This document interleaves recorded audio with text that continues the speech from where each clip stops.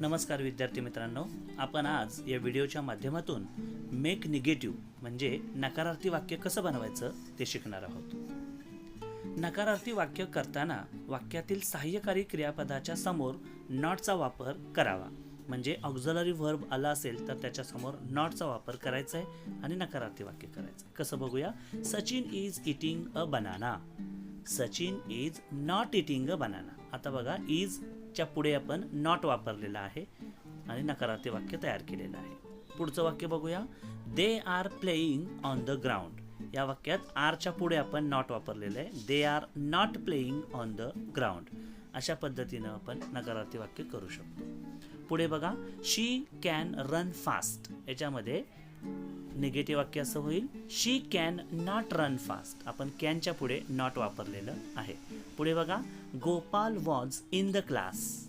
त्याचं निगेटिव्ह असं होईल, Gopal was not in the class. Not हे आपण नकारार्थी शब्द या ठिकाणी वापरलेला आहे।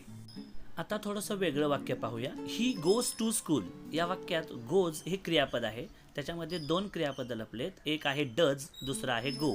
डज हे सहाय्यकारी क्रियापद आहे, गो हे मुख्य क्रियापद आहे। आता वाक्य बघूया कसं करूया। ही पहिल्यांदा घेऊया, त्याच्यापुढे सहाय्यकारी क्रियापद डज घेऊया। आपल्याला नकारार्थी करायचं आहे म्हणून नॉट घेऊया, त्याच्यापुढे मुख्य क्रियापद गो आणि त्याच्यापुढे टू स्कूल। म्हणजे वाक्य नकारार्थी असं होईल, he does not go to school. आता पुढचं वाक्य, mother takes a cup of tea. या वाक्यात टेक्स हे क्रियापद आहे, त्याच्यामध्ये दोन क्रियापद लपलेत, डज आणि टेक। आता वाक्य आपण निगेटिव्ह असं करूया, mother does not take a cup of tea. याच्यामध्ये डज, नॉट आणि टेक याच्यात कशा पद्धतीनं बदल झालेला आहे तो विद्यार्थ्यांनी लक्षात घ्यायचं आहे आणि वाक्य निगेटिव्ह असं होईल मग, mother does not take a cup of T.